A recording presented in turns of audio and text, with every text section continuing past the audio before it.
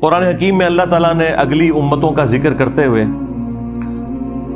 انبیاء کرام علیہم السلام کا ذکر خیر کیا سورۃ المؤمنون میں، اور اس کے بعد پھر کنکلوژن کرتے ہوئے فرمایا فَتَقَطَّعُوا أَمْرَهُمْ بَيْنَهُمْ زُبُرًا كُلُّ حِزْبٍ بِمَا لَدَيْهِمْ فَرِحُونَ۔ انبیاء کے جانے کے بعد ان کے جو جانشین ہوئے آنے والے لوگ، انہوں نے دین کو ٹکڑے ٹکڑے کر دیا اور آپس میں گروہوں میں بٹ گئے۔ کل حزب بما لدیہم فرحون، ہر گروہ اس کے اوپر خوش ہے جو اس کے پاس ہے۔ یہ سمجھ لیں بالکل ڈیٹو کاپی یہاں پہ ہوئی ہے کہ یہاں پر بھی ہر فرقہ خوش ہے جو اس کے پاس ہے۔ یعنی اہل سنت میں 3 بڑے بڑے فرقے ہیں، بریلوی، دیوبندی، اہل حدیث۔ باقی جو فقہی بنیاد پہ حنفی، شافعی، مالکی، حنبلی وہ تو ہیں، لیکن بہرحال ان میں بھی عقائد کے اعتبار سے جو صوفیانہ عقائد رکھنے والے لوگ ہیں وہ بریلوی اور دیوبندی ہیں، خواہ وہ اپنے آپ کو شافعی کہتے ہوں، مالکی کہتے ہوں، حنفی کہتے ہوں پوری دنیا میں۔ تو بریلویوں نے اپنا ترہ امتیاز بنا لیا کہ جی عشق رسول کا ٹھیکہ ہمارے پاس ہے، ہم یہ ڈیفائن کریں گے کون عاشق رسول ہے اور کون گستاخ رسول ہے۔ دوسری طرف دیوبند نے کہا کہ عظمت صحابہ کا ٹھیکہ ہمارے پاس ہے، ہم بتائیں گے کہ کون عاشق صحابہ ہے اور کون گستاخ صحابہ ہے۔ اور اہل حدیث نے کہا کہ توحید کا ٹھیکہ ہمارے پاس ہے، ہم لوگوں کے بارے میں یہ ڈیفائن کریں گے کہ کون مشرک ہے اور کون موحد ہے۔ اور اہل تشیع نے کہا کہ اہل بیت کی محبت کا ٹھیکہ ہمارے پاس ہے، ہم بتائیں گے کہ کون عاشق اہل بیت ہے اور کون گستاخ اہل بیت ہے۔ کل حزب بما لدیہم فرحون، اور ہر گروہ اس میں خوش ہے جو اس کے پاس ہے، اور وہ کسی ایک بات کو اتنا مضبوطی سے پکڑے ہوئے ہے جو اس کا مضبوط پوائنٹ بھی ہے، یہ ماننے والی بات ہے۔ اور اس مضبوط پوائنٹ کی وجہ سے جو اس کی کمزوریاں ہیں وہ اس کے پیچھے چھپ جاتی ہیں، اور وہ مضبوط پوائنٹ اتنا بھاری ہے کہ اس کی بنیاد پہ وہ اپنے آپ کو جنتی بھی سمجھتا ہے۔ یعنی اگر آپ بریلویوں سے پوچھیں، وہ کہیں گے جی عشق رسول ہے تو پھر باقی ساری چیزیں اس کے مقابلے میں تھوڑی ہیں، بھلے ہم شرک بھی کرتے رہیں۔ اس طریقے سے دیوبند کہیں گے کہ جی نبی الاسلام کے جانثار ساتھیوں کی برکت سے ہی تو اسلام دنیا میں پھیلا، جب ہم ان کا دفاع کر رہے ہیں تو باقی ساری چیز تو ثانوی ہیں۔ اور اہل حدیث نے کہا کہ بھائی جب یہ ساری کائنات بنانے والا اللہ ہے، جب توحید ہمارے پاس آ گئی تو باقی ساری چیزیں ثانوی حیثیت رکھتی ہیں۔ اور اہل تشیع نے کہا کہ محمد اور آل محمد کے بعد تو کوئی چیز نہیں جن کے گھر سے یہ سارا دین بٹا، تو دین کی بنیادیں وہاں پر ہیں، جب ان کی محبت ہمارے پاس آ گئی تو باقی ساری چیزیں ثانوی حیثیت رکھتی ہیں۔ تو یہ وہی چیز ہوئی، فَتَقَطَّعُوا أَمْرَهُمْ بَيْنَهُمْ زُبُرًا كُلُّ حِزْبٍ بِمَا لَدَيْهِمْ فَرِحُونَ۔ اور پھر یہ اس لیول کے اوپر دشمنی بڑی ہے، سنی شیعہ کنفلکٹ کی بنیاد کے اوپر، کہ سنیوں نے یہ طے کر لیا کہ خواہ ہماری حدیث کی کتابوں میں بھی کوئی بات آئے ہم نے نہیں ماننی، اگر وہ اہل تشیع کو سپورٹ کرتی ہے۔ اور اہل تشیع نے بھی یہ طے کر لیا کہ ہمارے اصول محدثین کے اوپر جو روایتیں درست ہیں، اگر وہ کسی اعتبار سے سنیوں کے کسی پوائنٹ آف ویو کو سپورٹ کرتی ہیں تو ہم نے ان کو ریجیکٹ کر دینا ہے اور اس کے حوالے سے ہنگامہ کھڑا کر دینا ہے۔ اب چونکہ ہمارا یہ پلیٹ فارم اہل سنت پلیٹ فارم ہے، اس میں کوئی شک نہیں ہے، اور ظاہر ہے کہ دنیا میں 85% اہل سنت ہے، اور زیادہ تر تو میں اہل سنت کے حوالے سے ہی روایتیں پیش کرتا ہوں۔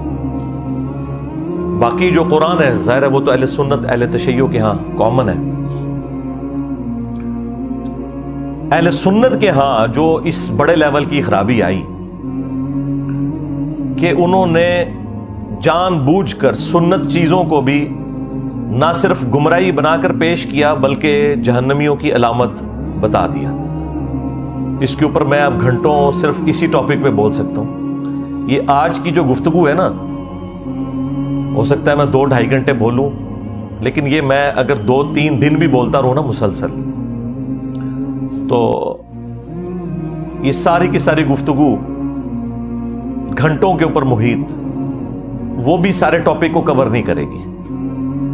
उसके हवाले से मैंने एक रिसर्च पेपर लिख दिया है, इंशाल्लाह मैं उसका तारुफ भी आपको करवा दूंगा। बहरहाल ये दुश्मनी इस लेवल पे गई है कि एक दूसरे के नाम रखना, एक दूसरे के जो दलाइल हैं उन्हें रिजेक्ट कर देना, भले वो अपनी किताबों से निकल रहे। उसकी आपको मैं एक नुमाइंदा मिसाल देता हूँ, वो काला लिबास पहनना। सुन्नियों के बच्चे बच्चे को ये रटाया गया कि ये काला लिबास जो है ये जहन्नमियों का लिबास है, नाऊज़ु बिल्लाह मिन ज़ालिक। और पूछें ये लिखा कहां हुआ है, किस हदीस की किताब में लिखा हुआ है? तो वो ये कहेंगे कि उलमा फरमाते हैं। अगर उलमा फरमा रहे हैं तो इसका मतलब है कि फिर उलमा गद्दारी कर रहे हैं, अगर ये हदीस की किताबों में नहीं लिखा हुआ। इसी को तो हमने अर्ज किया है कि मरने से पहले ऐ मुसलमान कर ले इस पे गौर, किताबों का खुदा और है, बाबों का खुदा और। अगरचे बाबे भी इसी खुदा को मानते थे, लेकिन उन्होंने तालीमात अपनी दी हैं। अल्लाह के महबूब सल्लल्लाहु अलैहि वसल्लम को जो अल्लाह अज़्ज़ व जल ने तालीमात दी थी वो उन्होंने पसे पुष्ट डाल दी, अपनी खुराफात को उन्होंने दीन बना के पेश किया। इसलिए हम कहते हैं कि वो खुदा और है। ये उन मानों में नहीं है कि कोई वो किसी और खुदा की पूजा करता है, खुदा तो सबका एक है। हिंदू उसे भगवान कहते हैं, क्रिश्चियन उसे गॉड कहते हैं, हम उसे अल्लाह कहते हैं, खुदा कहते हैं, सुपर नेचुरल एजेंसी कह देते हैं, सुप्रीम बीइंग कह देते हैं, सुपर नेचुरल अथॉरिटी कह देते हैं। कोई भी लफ्ज उसके लिए इस्तेमाल करें जो अच्छी क्वालिटीज वाले अल्फाज हैं, तो खुदा तो सबका एक है। तो ये तालीमात इन्होंने बदल दी। क्या इन्हें ये नहीं पता था कि सही मुस्लिम के अंदर मौजूद है कि नबी सल्लल्लाहु अलैहि वसल्लम की वफात के बाद अस्मा बिनते अबी बकर ने एक किसरवानी त्यालसी काला जुब्बा निकाला।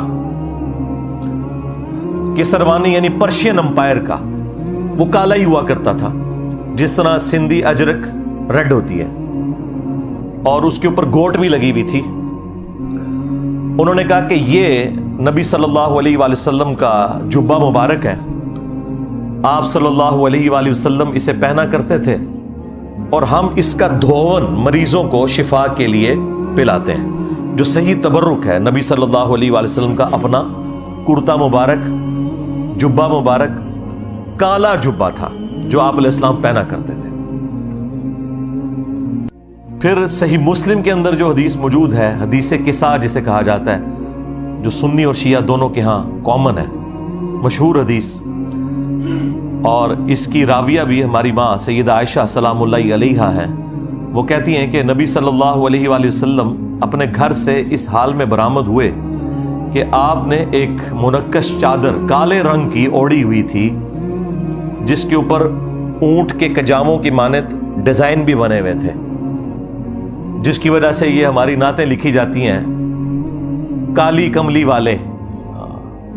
तो चिट्टी कमली वाले क्यों नहीं कहते? ये तो जहन्नमियों का लिबास नहीं है, नातों में नहीं ख्याल आया? तो ये तो मुस्लिम शरीफ में था। और अम्मा आयशा कहती हैं कि नबी इस्लाम ने वो चादर ओढ़ी हुई थी। इतने में हसन इब्ने अली आए और नबी इस्लाम ने उन्हें अपनी चादर के नीचे लिया। फिर हुसैन इब्ने अली आए, फिर सैयदा फातिमा आई, और फिर मौला अली अलैहिस्सलाम आए। इन सब को नबी इस्लाम ने अपनी चादर के नीचे लिया और खुद भी। अब ये एक बड़ा गैर मामूली वाक़या है, और सैयदा आयशा ये मंजर देख रही हैं, और उन्होंने कोई कंजूसी नहीं की इसको बयान करने में। कोई कह सकता था कि बड़ी एम्बैरेसमेंट की बात है कि आपको चादर के नीचे नहीं लिया, आप भी तो अहलुल बैत में हैं, सूरतुल अहज़ाब की आयत नंबर 33 के तहत। लेकिन ये जो स्पेशल प्रोटोकॉल वाले अहलुल बैत हैं, वो वही हैं जिनको नबी इस्लाम ने अपनी चादर के नीचे लिया, जिनको हम पंजतन पाक कहते हैं। कहते हैं जी पंजतन पाक कहां से आ गया?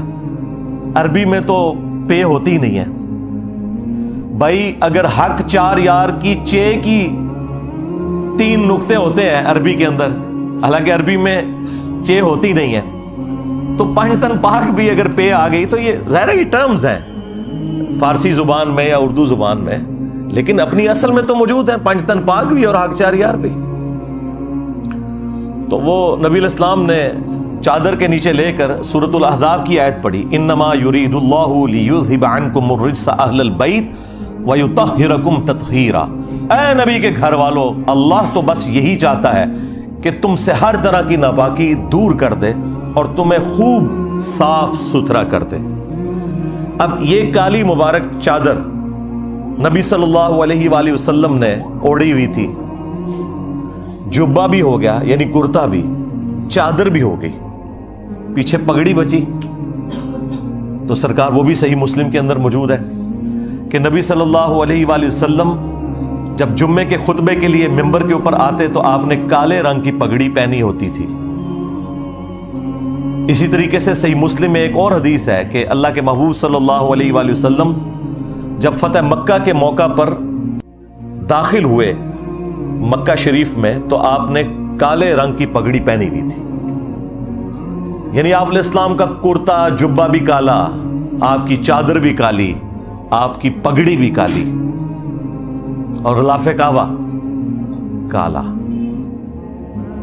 اور پھر وہ مشہور حدیث جو اکثر آپ کو سننے کو ملتی ہے، جس کے نام کے اوپر پوری دنیا میں ہنگامہ مسلمانوں نے، جہادی تنظیموں نے کھڑا کیا ہوا ہے، مسند احمد میں ہے، المستدرک للحاکم کے اندر موجود ہے کہ جب خراسان سے کالے جھنڈے آتے ہوئے دیکھو تو ان کا استقبال کرنا، ان میں اللہ کا خلیفہ مہدی ہوگا علیہ السلام، تو وہاں پہ بھی کالے جھنڈے کا ذکر ہے۔ تو نبی علیہ السلام کا جھنڈا بھی کالا، آپ کا کرتا مبارک بھی، جبہ بھی کالا، آپ کی چادر بھی کالی، آپ کی پگڑی بھی کالی۔ اب مجھے بتائیں کون سی چیز پیچھے رہ گئی ہے؟ لیکن دشمنی اس لیول کے اوپر کہ کہا کہ جہنمیوں والا لباس ہے۔ اب مجھے بتائیں کیا ایسا شخص اپنے ایمان کے بارے میں دقت نظر سے دیکھے گا کہ جو نبی صلی اللہ علیہ وآلہ وسلم کے سنت لباس کو صرف ایک فرقے کی آڑ میں جہنمیوں والا لباس کہہ دے؟ یہ میں نے آپ کو ایک نمونہ پیش کیا ہے۔ میں اگر صرف یہ نمونے نکال کے آپ کو دکھاؤں تو آپ کو دشمنی کا لیول نظر آئے گا کہ علماء نے کس بڑے لیول کے اوپر دھوکہ کیا ہے، اور یہ آج کے علماء نے نہیں، صدیوں سے یہ دھوکہ امت کو دیا گیا ہے۔ اسی لیے پھر میں نے اتنے پیشن کے ساتھ یہ بات عرض کی تھی کہ دیکھیں ان کے بزرگوں نے جو گمراہیاں پھیلائی تھیں اتنے بڑے لیول کے اوپر، تو اللہ تبارک و تعالیٰ نے پھر ان کے بزرگوں اور ان کے کٹر فالوورز کے اوپر کتنی بڑی بلا چھوڑ دی ہے کہ جو کہتا ہے کہ میرے نبی سا ہے ہی کوئی نہیں، تیرے بابے تھے شے ہی کوئی نہیں۔ صلو علی محمد و آل محمد، اللہم صلی علی محمد و علی آل محمد۔ تو دیکھیں پچھلے 1200-1300 سال کی گمراہیاں یوں 12 سالوں کے اندر مٹی پلید ہوئی ہے۔ ان لوگوں نے غداری کی تھی، ان لوگوں نے عزتیں اویل کی تھی اللہ اور اس کے رسول کے نام کے اوپر، ان لوگوں نے چندے بٹورے تھے اللہ اور اس کے رسول کے نام کے اوپر عز و جل و صلی اللہ علیہ وآلہ وسلم۔ ان لوگوں نے سواریاں سوار کی تھی مکے اور مدینہ کے نام کے اوپر، لیکن جا کے پھینکی بغداد شریف، اجمیر شریف، دیوبند شریف، بریلی شریف۔ غداری کی ہے انہوں نے، اور اس غداری کا انجام کیا ہوا ہے کہ آج یہ لوگ اپنے بزرگوں کی تعلیمات سے منہ چھپاتے پھر رہے ہیں، اور وہ کہہ رہے ہیں جی انسانی تاریخ میں اتنا بڑا کوئی فتنہ نہیں آیا جتنا بڑا فتنہ انجینئر ہے۔ بالکل ٹھیک ہے، یہ عربی والا فتنہ ہے، آزمائش۔ اور یقین کریں یہ لوگ آپس کی دشمنیاں بھول گئے ہیں اس کی وجہ سے۔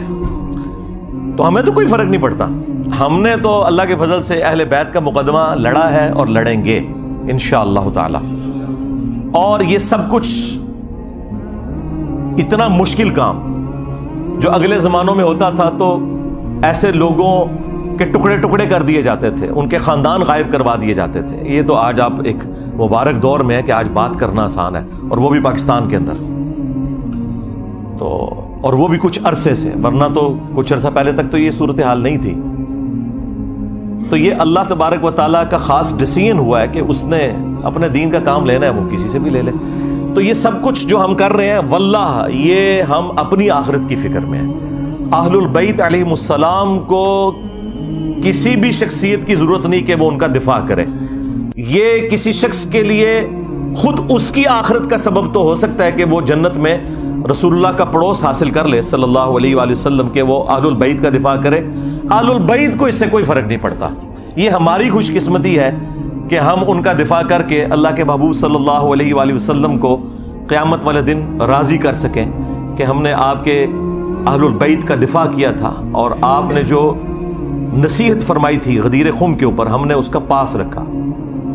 کتنا بڑا ظلم ہوا کہ جو اہل سنت کی مین سٹریم کی 6 کتابوں میں حدیث نہیں تھی اور ضربیں تقسیمیں لگا کے وہ حسن درجے تک پہنچتی تھی. حجۃ الوداع کی حدیث کہ میں اپنے بعد 2 چیزیں چھوڑ کر جا رہا ہوں، المستدرک للحاکم میں ہے، الموطا امام مالک میں بھی ہے لیکن اس کی سند منقطع ہے، مکمل سند جو ہے وہ المستدرک للحاکم کے اندر ہے، مشکات کے اندر بھی. 2 چیزیں چھوڑ کے جا رہا ہوں کہ جنہیں مضبوطی سے پکڑ لوگے کبھی گمراہ نہیں ہوگے، ایک اللہ کی کتاب اور دوسرے اس کے نبی کی سنت صلی اللہ علیہ وآلہ وسلم. اب یہ حدیث ہماری یہ 6 مین کتابیں جو ایگریڈ اپان ہے، کتب 6 بخاری اور مسلم صحیحین اور 4 کتابیں سنن اربع کی، ترمذی، ابو داؤد، نسائی، ابن ماجہ، ان میں یہ روایت ہی نہیں تھی. وہ تو بچے بچے کو رٹا دی گئی، اور جو روایت صحیح مسلم کے اندر تھی اوپر تلے 4 احادیث غدیر خم کی، وہ ہمارے علماء کو بھی نہیں پتا تھی. میرے دنیا میں چھوڑے جانے سے پہلے کتنے علماء ہیں جنہوں نے کبھی یہ روایت اہل سنت کے پلیٹ فارم سے بیان کی؟ اکا دکا لوگوں نے. ڈاکٹر طاہر القادری صاحب یا ہمارے استاد مولانا اسحاق صاحب رحمہ اللہ تعالی. باقی تو سارے کے سارے لوگ جو ہیں وہ قرآن و سنت لے کے چلے، اور وہ بھی وہ روایت جو ان 6 کتابوں میں بھی نہیں تھی، جو 6 کتابوں میں مسلم شریف کے اندر تھی، صحیحین ٹاپ کی 2 کتابوں میں، اوپر تلے 4 احادیث غدیر خم کی 6225 سے لے کر 6228 تک. یہ جو 4 احادیث جو مشکات کے اندر بھی موجود ہیں، مسند احمد میں بھی، جامعہ ترمذی میں بھی، وہ چھپا کے رکھی گئی. اور یہ جو خطبہ غدیر کا ہے یہ نبی صلی اللہ علیہ وآلہ وسلم کہ حجۃ الوداع کے بعد کا خطبہ ہے، یہ اسے بھی سپرسیڈ کرنے والا ہے. اور آپ علیہ السلام کی وفات سے چند مہینے پہلے جب آپ حج کر کے مکے سے مدینے کی طرف واپس آ رہے تھے تو راستے میں پانی کے لیے خم نامی گاؤں پہ پڑاؤ کیا 18 ذوالحجہ 10 ہجری کو، اور نبی صلی اللہ علیہ وآلہ وسلم کے لیے اونٹ کے پالان کا منبر بنایا گیا. اور زید ابن ارقم روایت کرتے ہیں جب چند تابعین ان کو ملنے آئے کہ بھئی آپ نے تو نبی الاسلام کے ساتھ اتنا وقت گزارا ہے، اتنی نمازیں پڑھی ہیں، تو کوئی بات جو خاص بات رسول اللہ کی نصیحت آپ کو یاد ہو. تو انہوں نے کہا پھر سنو. چونکہ بنو امیہ کا دور تھا اور سیدنا علی کے اوپر ممبروں سے سب و شتم کا سلسلہ جاری تھا، تو انہوں نے ڈھونڈ کے غدیر خم کی حدیث سنائی. انہوں نے کہا کہ اگر میں کوئی چیزیں سکپ کر دوں تو یہ سمجھ لینا میرا بڑھاپا ہے. البتہ مجھے یہ ایک نصیحت یاد ہے کہ نبی الاسلام نے غدیر خم کے موقع پر اپنی وفات سے چند مہینے پہلے ایک خطبہ دیا، انتہائی بلیغ خطبہ. اس کے الفاظ ہی کنکلوڈنگ ہے، اے لوگو آگاہ ہو جاؤ میں بھی ایک انسان ہوں، قریب ہے کہ اللہ کا قاصد یعنی موت کا فرشتہ میرے پاس آئے اور میں اس کی دعوت قبول کر لوں. میں اپنے بعد تم میں 2 بھاری چیزیں چھوڑ کر جا رہا ہوں. ان میں سے پہلی چیز اللہ کی کتاب ہے، اس میں ہدایت ہے، اس میں نور ہے. یہ اللہ کی رسی ہے جو قرآن میں ہے نا، وَاعْتَصِمُوا بِحَبْلِ اللَّهِ جَمِيعًا وَلَا تَفَرَّقُوا، تم سب کے سب مل کر اللہ کی رسی کو مضبوطی سے پکڑ لو اور فرقوں میں مت بٹو. یہ اللہ کی رسی ہے، جو اسے پکڑے گا وہ ہدایت پر ہوگا، جو چھوڑ دے گا وہ گمراہ ہو جائے گا. اور پھر نبی علیہ السلام ترغیب دلاتے رہے، اللہ کی کتاب، اللہ کی کتاب، اللہ کی کتاب. اور پھر فرمایا دوسری بھاری چیز میرے اہل البیت ہیں، میں اپنے اہل البیت کے معاملے میں تمہیں اللہ کا خوف دلاتا ہوں، میں اپنے اہل البیت کے معاملے میں تمہیں اللہ کا خوف دلاتا ہوں، میں اپنے اہل البیت کے معاملے میں تمہیں اللہ کا خوف دلاتا ہوں. 3 دفعہ فرمایا.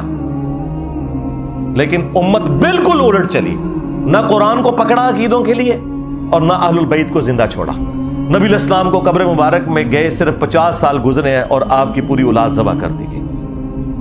تو آپ سمجھتے ہیں کہ یہ کربلا بھلا دی جائے گی؟ نہیں، کربلا قیامت تک آپ کو ہانٹ کرے گی. ہاں، اور ہماری ویڈیوز کے بعد تو اب آپ بھول جائیں. ہاں، کہ کوئی شخص جو ہے وہ اس غم حسین کو مٹا سکتا ہے. یہ سوگ حسین نہیں ہے، سوگ 3 دن ہوتا ہے، یہ غم حسین ہے، یہ اسی طریقے سے جاری رہنا ہے. غم حمزہ نہیں ختم ہوا. صحیح بخاری میں حدیث ہے، فتح مکہ کے موقع پر حضرت بلال حبشی نے لا کر پیش کر دیا واشی کو حضور کے سامنے کہ چلیں جہاں باقیوں کی معافی ہو رہی ہے اس کی بھی ہو جائے.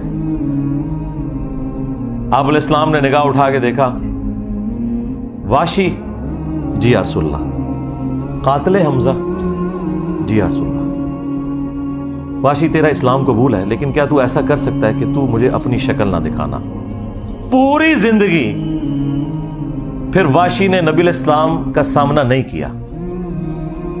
مسلمان صحابی اور شخصیت کون ہے؟ حریص علیکم بالمؤمنین رؤوف الرحیم. مومنین پر ان کی جانوں سے بڑھ کر حق رکھتے ہیں، ان کی جانوں سے بڑھ کر ان کے لیے حریص ہیں. کسی نے نہیں کہا کہ یا رسول اللہ یہ تو اسلام لے آئے ہیں تو آپ اپنے دل میں ان کا بغض کیوں رکھ رہے ہیں؟ ہمیں لوگ کہتے ہیں نا جی بغض ہے جی آپ کے دل کے اندر. صرف یہ کہ چچا کا غم بھلایا نہیں گیا.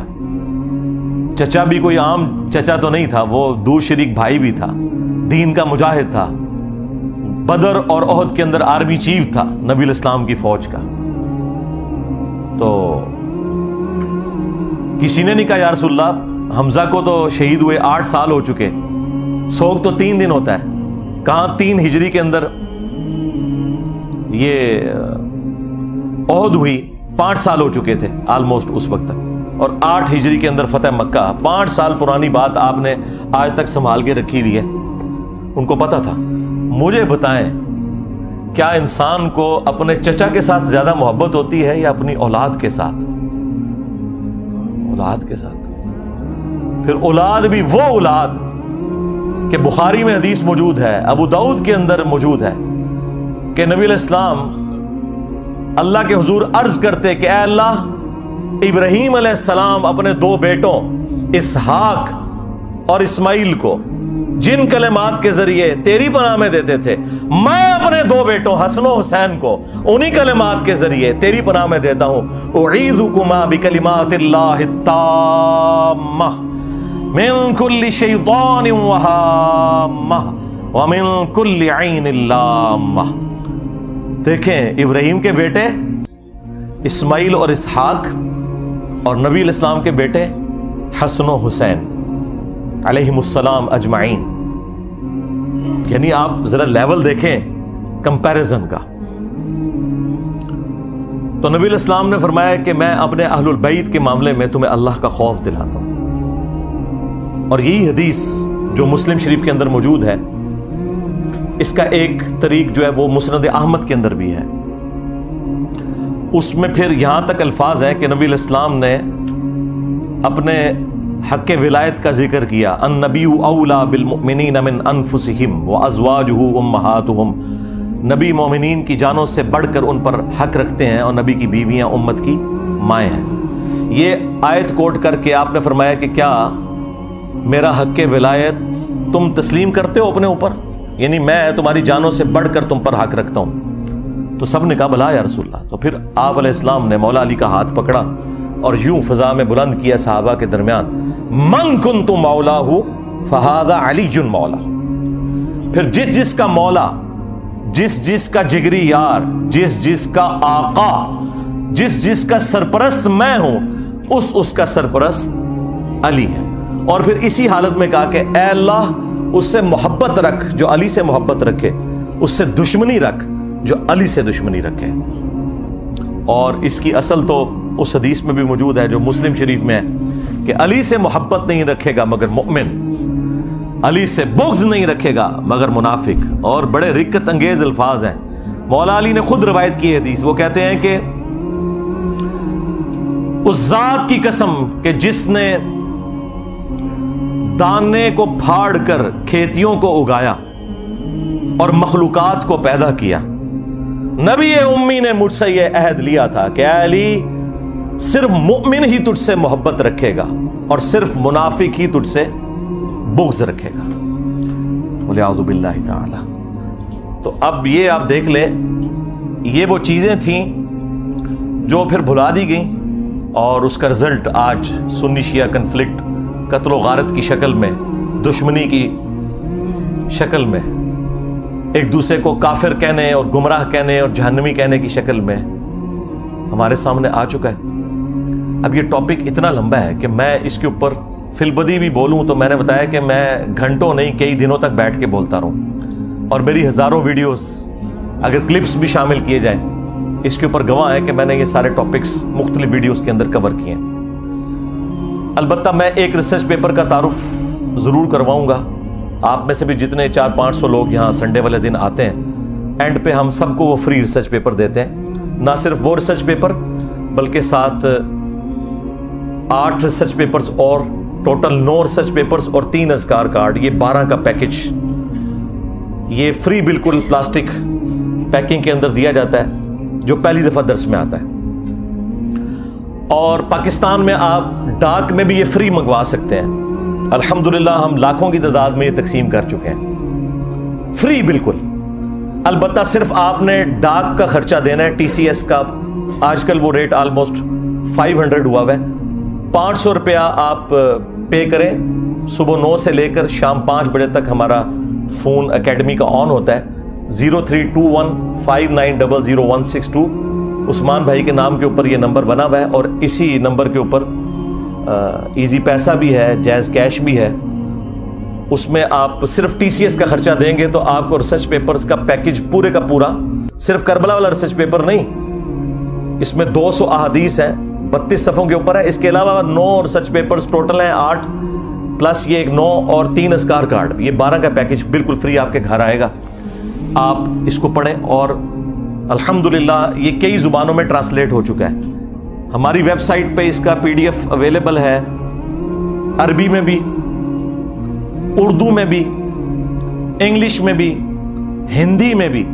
بنگلہ زبان کے اندر بھی، اور فارسی اور سندھی زبان کے اندر بھی، دنیا کی جتنی مشہور زبانیں ہیں ان میں اس کو ہم نے ٹرانسلیٹ کر دیا۔ انگلش میں آ گیا تو پھر آپ سمجھ لیں سب میں آ گیا۔ یہ ریسرچ پیپر آپ soft copy download free کریں ہماری ویب سائٹ ahlsunnatpak.com سے، وہاں سے بھی آپ پڑھ سکتے ہیں، ہارڈ کاپی بھی منگوا سکتے ہیں، تو آپ کو یہ پوری کی پوری گیم سمجھ آ جائے گی۔ یہ کربلا ایک دن میں نہیں ہوئی، اس کے پیچھے پورا ایک پس منظر ہے، کس طرح نبی الاسلام کی وفات کے بعد آہستہ آہستہ معاملات اس لیول کے اوپر بگڑے کہ صرف 50 سال کے اندر اتنی بڑی تبدیلی آئی کہ انسانی تاریخ نے اتنا بھیانک منظر نہیں دیکھا تھا جو ہمیں کربلا میں دیکھنا پڑا، اور اس کی ہیٹ آج تک ہم محسوس کر رہے ہیں۔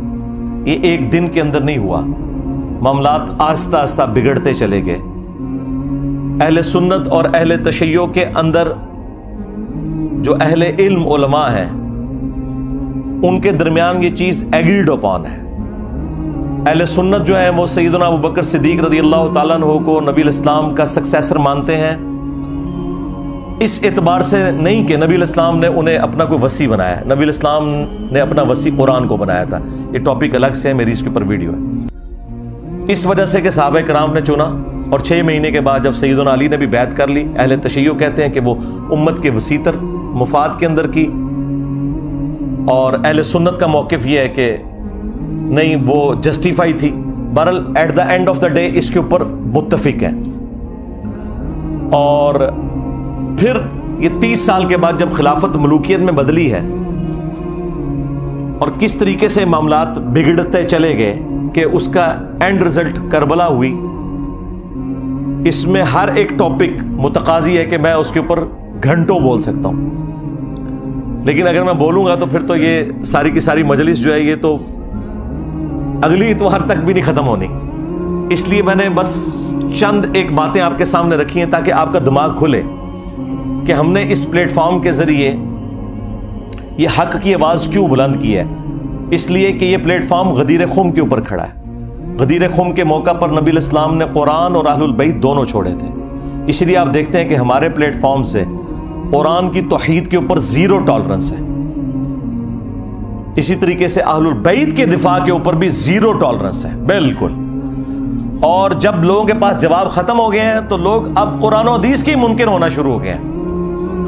وہ لوگ جو کل تک دوسرے لوگوں کو کہتے تھے کہ جب قرآن و حدیث میں یہ بات لکھی ہوئی ہے تو ہم کیوں نہ مانیں, کیوں نہ بیان کریں, آج ان کے فرقوں کے خلاف جب باتیں قرآن سے, بخاری سے, مسلم سے نکلی ہیں تو منہ چھپاتے پھر رہے ہیں. اب اس غم کو تو ہم تو نہیں دور کر سکتے. یہ تو ہو نہیں سکتا کہ آپ بخاری اور مسلم سے رفع الیدین کی حدیثیں پیش کریں اور حدیث عمارہ آپ کے گلے میں پھنس جائے. ٹھیک ہے, آپ کے گلے میں تو پھنسے گی نا, ہمارے گلے میں کوئی چیز پھنسے نا تو اس کو نکالنے کے لیے یہ ہم نے 2812 رکھی ہوئی ہے. یہ میں نے اپنی بوٹل کے اوپر لکھ کے لگایا ہوا ہے 2812. تو یہ بخاری کی حدیث جو مسلم میں بھی موجود ہے, تقتلہ الفئۃ الباغیہ یدعوہم الی اللہ ویدعونہ الی النار. افسوس ہے عمار, تجھے ایک باغی جماعت قتل کرے گی, تو انہیں اللہ اور جنت کی طرف بلائے گا اور وہ جماعت تجھے جہنم کی طرف بلائے گی. اب یہ اتنے سخت الفاظ تھے اور ان کے لیے ہضم کرنے مشکل ہو گئے, کیونکہ انہیں فکر لگی کہ پھر لوگ ہم سے پوچھیں گے کہ کس رضی اللہ عنہ نے, کس رضی اللہ عنہ کو خوش کرنے کے لیے عمار رضی اللہ عنہ کو قتل کیا.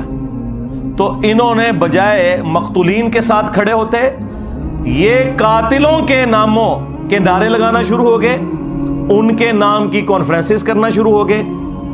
تو کہتے ہیں جی یہ 5B ریسرچ پیپر کہاں سے آ گیا؟ سرکار جب آپ نعرے لگاؤ گے تو پھر 5B بھی آئے گا. ہاں یہ وہاں سے آیا ہے, یہ آپ نے خود اس کو دعوت دی ہے کہ یہ آئے میدان میں.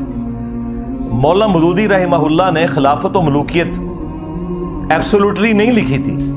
اس زمانے میں محمود احمد عباسی ایک ناصبی تھا جس نے خلافت معاویہ اور یزید کتاب لکھی, ایک جھوٹی کتاب, حکمرانوں کی لکھوائی بھی تاریخ سے حوالے نقل کر کے, اور قرآن و حدیث کے خلاف وہ کتاب لکھی جس میں اس نے بنو امیہ کو اونچا کیا اور اہل البیت کو نیچے. تو اس کے جواب میں مولانا مودودی نے خلافت و ملوکیت لکھی تھی. وہ تو جواب دے رہے تھے. میں نے بھی 2009 کے اندر جب ڈاکٹر ذاکر نائک نے یزید کو رضی اللہ عنہ کہہ دیا, may Allah please with him. As far as your understanding about the wall of Karbala, you said that Yazid, may Allah be pleased with him, Yazid, may Allah be pleased with him, Yazid, may Allah be pleased with him, that he was ferocious and he was a villain, etc. There's difference of opinion. We're not here to discuss about history, and neither do I want to get a difference in the Muslim Ummah. What we say, there's a difference of opinion between the Sahaba. That is history. تو بجائے اس کے کہ اس کا رد ہوتا, چند ایک علماء نے کیا, لیکن اوورال ہنگامہ نہیں کھڑا کیا جس طرح میرے خلاف انہوں نے ہنگامہ کھڑا کیا ہوا ہے. ڈاکٹر ذاکر نائک کے اوپر کون سی FIR کٹوائی ہے انہوں نے یزید کے مسئلے کے اوپر, اور میرے اوپر آئے دن یہ FIR کٹواتے رہتے ہیں. اصل میں تو بنو امیہ کی محبت انہیں اس کے اوپر ابھارتی ہے نا, پیچھے تو مسئلہ وہی ہے. اور کبھی ٹرینڈ چلانے کی کوشش کرتے ہیں اور جھوٹے الزامات لگاتے ہیں. تو وہ ڈاکٹر ذاکر نائک نے جب 2009 میں یہ بات کی تو میں نے اس کے جواب میں ویڈیو ریکارڈ کروائی تھی, اور حسینیت اور یزیدیت کا تحقیقی جائزہ. اور پھر آہستہ آہستہ جب معاملات مزید بڑھنا شروع ہوئے تو پھر مجھ پہ بھی مزید حقائق کھلتے چلے گئے. میں ساتھ ساتھ لوگوں کو ایجوکیٹ کرتا رہا. الٹیمیٹلی میں نے یہ ریسرچ پیپر 5B لکھا, اور اس 5B ریسرچ پیپر میں سیدنا عمر فاروق رضی اللہ تعالیٰ عنہ کی شہادت سے لے کر سیدنا حسین ابن علی رضی اللہ تعالیٰ عنہ علیہ السلام کی شہادت تک پوری اسلامک ہسٹری حدیث سے ہے. 200 سے زیادہ حدیثیں ہیں, اکثر بخاری اور مسلم سے ہیں. اور جو بخاری اور مسلم کے علاوہ ہیں ان پہ دور حاضر کے بڑے بڑے محققین کی میں نے تحکیم لگائی ہے. شیخ البانی رحمہ اللہ کی, شیخ زبیل زئی رحمہ اللہ کی, شیخ شعیب ارناؤت کی, اور باقی بڑے بڑے محدثین کی تحکیم لگی ہے. اس 5B ریسرچ پیپر میں کوئی ایک حدیث بھی ایسی نہیں ہے کہ جس کے اوپر صحت کا حکم نہ لگا ہوا ہو. ہاں یہ ہو سکتا ہے کہ بعض محدثین کے نزدیک وہ روایت ضعیف ہو تو بعض دوسرے اسے صحیح سمجھتے ہوں. یہ نہیں ہو سکتا کہ سب کے نزدیک کوئی روایت کمزور تھی اور میں نے وہ نکال دی. اگرچہ میرے نزدیک کوئی روایت کمزور بھی تھی, اور اگر اسے امام ترمذی نے, امام حاکم نے, امام ذہبی نے ٹھیک کہا ہوا تو میں نے لیا کیونکہ وہ بڑے آئمہ ہیں، اور پھر ہمارے مخالفین وہ ہیں جو ہم سے زیادہ انہیں سمجھتے ہیں، بلکہ ہمیں تو وہ کچھ سمجھتے ہی نہیں ہیں، تو پھر ہم انہیں ان کے گھر کی خبر نہ دیں کہ تمہارے اپنے اصول کے اوپر تو یہ روایتیں درست تھی نا، انہیں مانو. کیونکہ جب ہم کوئی اپنی روایت پیش کرتے ہیں ان کتابوں سے تو تم ریجیکٹ کر دیتے ہو. بخاری مسلم تم ریجیکٹ نہیں کر سکتے تو اس کے لیے پھر تم باطل تعویلات تلاش کرنا شروع کر دیتے ہو، اور آئے دن کوئی نہ کوئی ہنگامہ کھڑا کرتے رہتے ہیں. تو میں وقتاً فوقتاً ان تمام ٹاپکس کو ایڈریس کرتا رہتا ہوں تاکہ لوگوں کو حق بات پتہ چل جائے. یہ اتنا معاملہ آسان نہیں ہے. اب یہ پورا ایک ٹاپک ہے کس طریقے سے یہ سارے کے سارے معاملات خلفائے راشدین کے بعد سیدنا علی کے دور میں جنگ جمل، صفین، نہروان، اور اس سے بھی پہلے حضرت عثمان کیوں شہید ہوئے. آپ کو تو کہانی کروائی نا انہوں نے کہ جی وہ عبداللہ ابن سبا نے یہ سارا معاملہ خراب کیا تھا. بالکل جھوٹ بولا. ایک شخصیت جو حضرت علی کے دور میں سامنے آیا، جسے حضرت علی نے خود قتل کروایا، اس کو پکڑ کے انہوں نے شہادت عثمان کے چکر میں ڈال دیا تاکہ بنو امیہ کو چھپا لیں کہ بنو امیہ کے گورنروں کی وجہ سے حضرت عثمان غنی رضی اللہ تعالیٰ عنہ کے خلاف ان کی رائے ہو گئی تھی، اور الٹیمیٹلی اس کا انجام ان کی شہادت ہوا.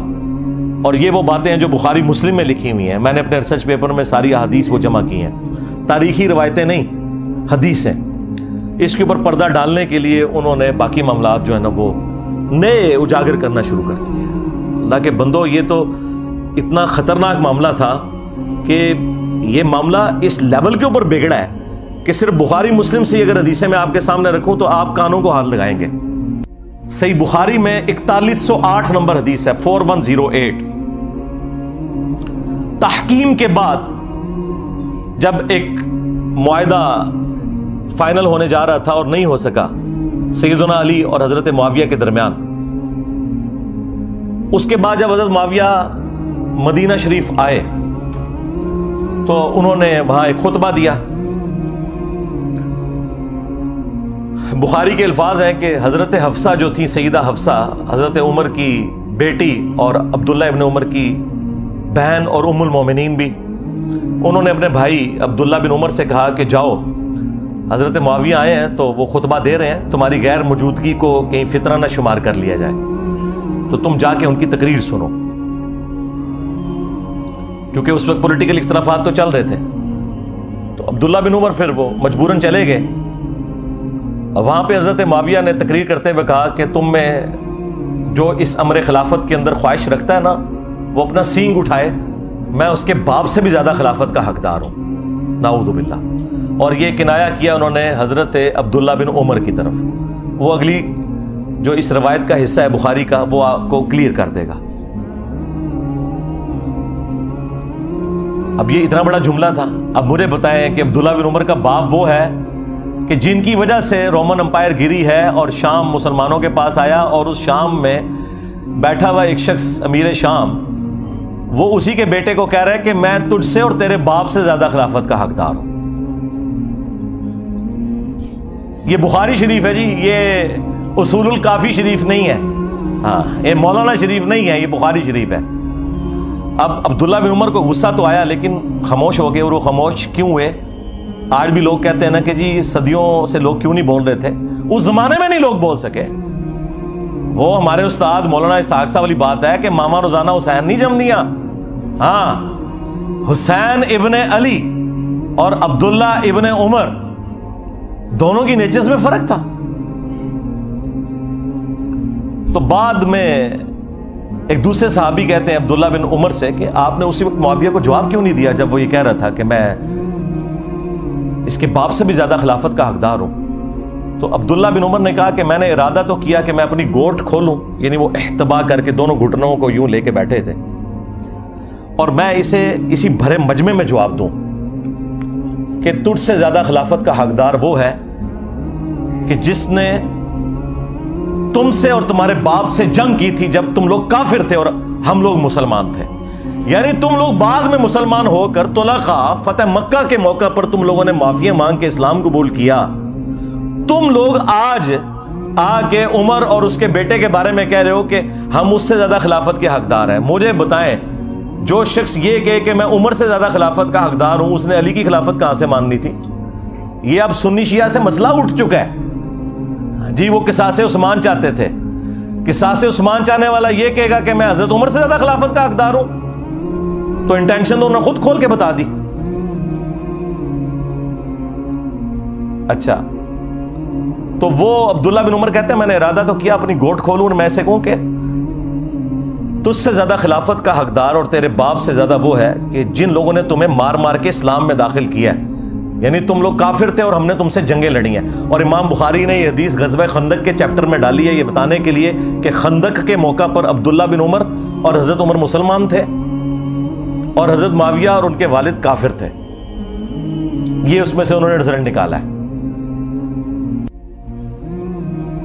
اچھا اب یہ بڑی حیران کن بات ہے، اسے آپ کرامت سمجھیں یا انٹینشنلی ایسا ہوا. یہ سیم الفاظ صحیح مسلم کے اندر موجود ہیں حضرت عمر کے بھی.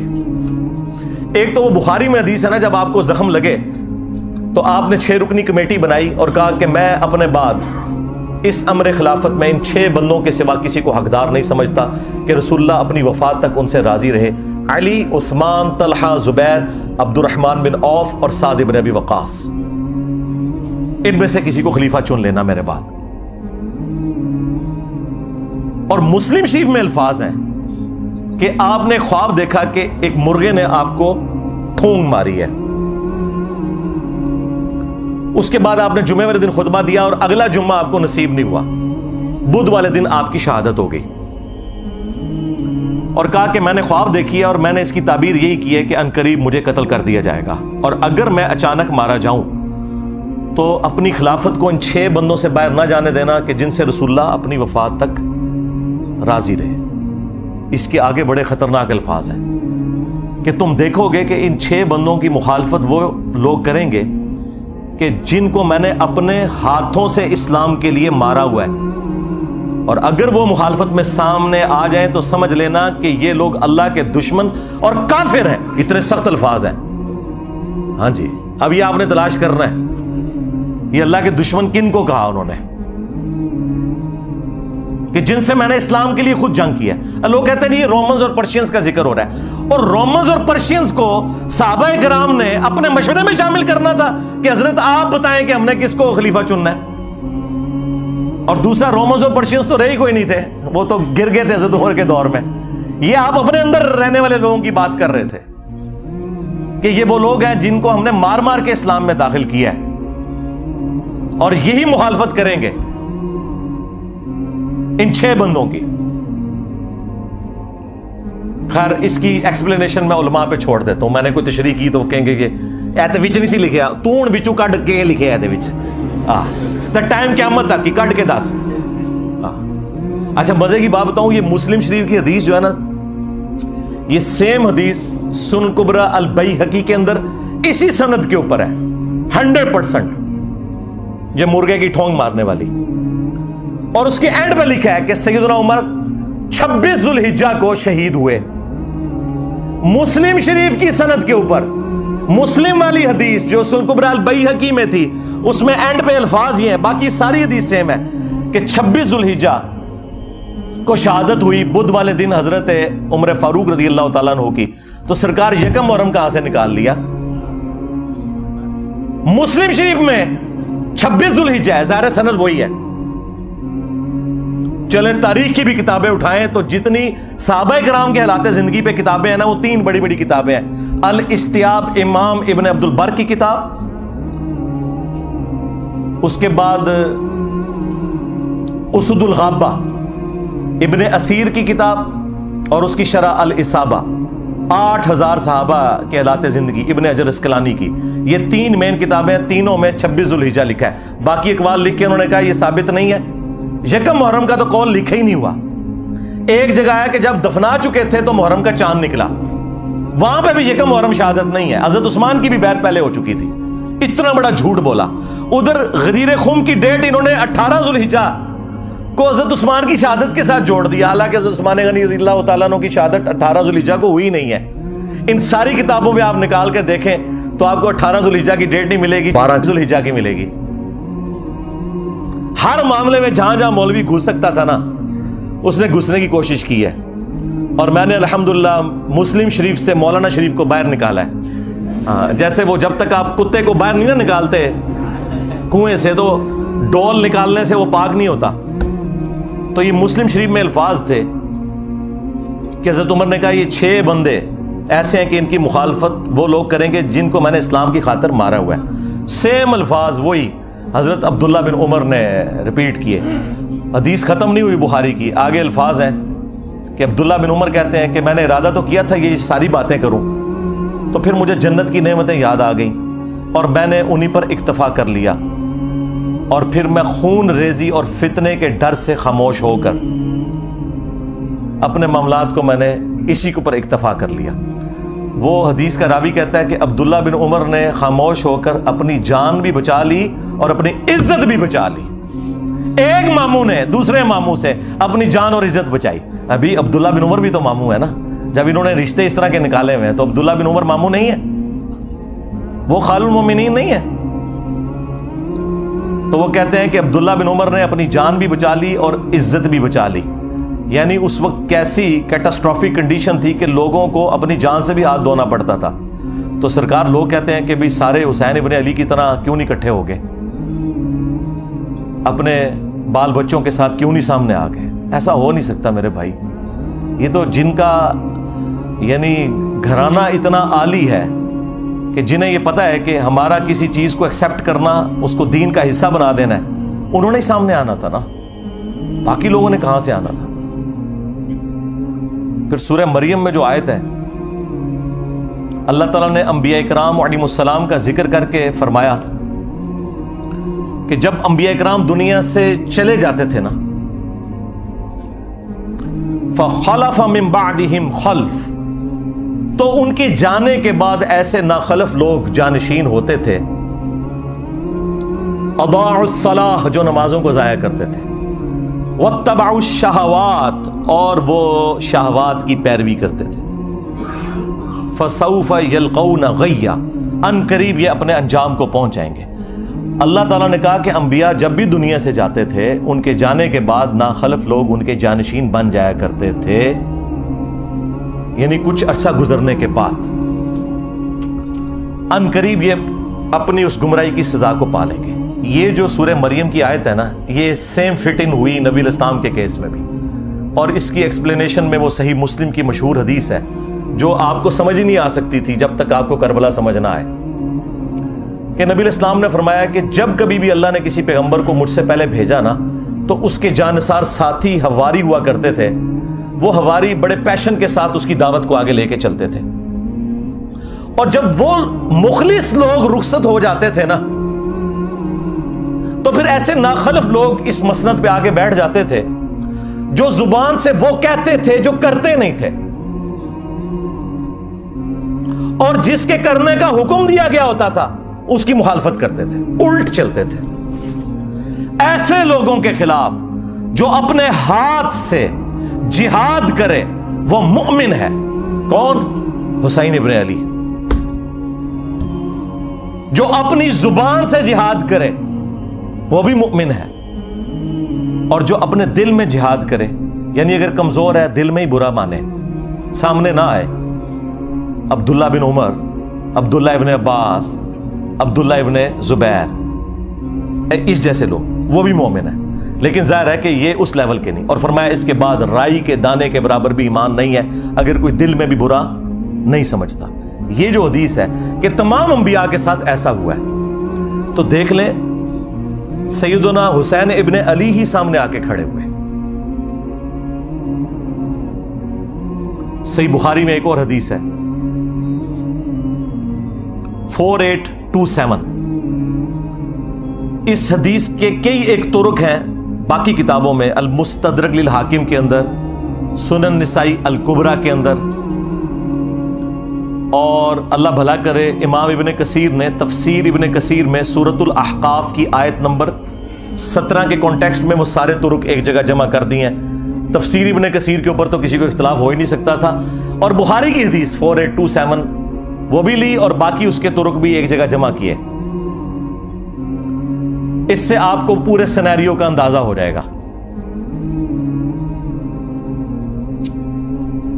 مروان بن حکم جب مدینہ کا گورنر بنا تو بخاری کے الفاظ ہیں کہ اس نے ایک دن خطبے میں یزید ابن معاویہ کا ذکر کرنا شروع کیا اور کہا کہ اللہ تعالیٰ نے امیر المومنین حضرت معاویہ کو یہ بات سجھائی ہے، وہ امت کے وسیع تر مفاد کے اندر اپنے بعد یزید ابن معاویہ کو خلیفہ بنانا چاہتے ہیں، یعنی ابھی حضرت معاویہ زندہ ہیں اور بیعت لے رہے ہیں اپنے بیٹے کے لیے۔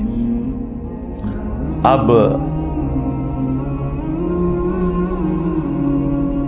بخاری میں بس اتنے الفاظ ہیں کہ جب اس نے یہ بات کی نا تو عبد الرحمن بن ابی بکر کھڑے ہوئے اور انہوں نے کچھ کہا۔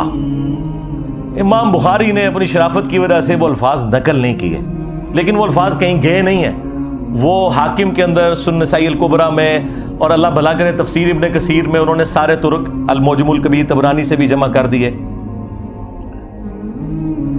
بخاری میں الفاظ ہیں کچھ کہا تو مروان نے کہا پکڑو اس کو، عبد الرحمن بن ابی بکر کو، تو وہ بھاگ کر حضرت عائشہ کے حجرے میں چھپ گئے۔ مسجد نبوی کے ساتھ ہی تھا حجرہ عائشہ، اور یہ حضرت عائشہ کے بھائی بھی لگتے تھے، اور جو ہمارے سب کانٹیننٹ میں کہا جاتا ہے نا سگے بھائی، کہ ماں اور باپ دونوں ایک، عرب میں تو باپ ایک ہونا تو سگا ہو جاتا ہے۔ یہ عبد الرحمن بن ابی بکر وہ ہیں کہ جو والدہ ہیں ان کی اور والد دونوں وہی ہیں جو سیدہ عائشہ کے والدین ہیں۔ اب اس کو غصہ تو تھا لیکن اندر تو نہیں جا سکتا تھا، تو باہر سے اس نے کہا کہ ابو بکر کے بیٹے تیرے بارے میں ہی قرآن میں آیت نازل ہوئی ہے نا، وہ ایک کافر والی آیت لگا دی پکڑ کے، توبہ توبہ۔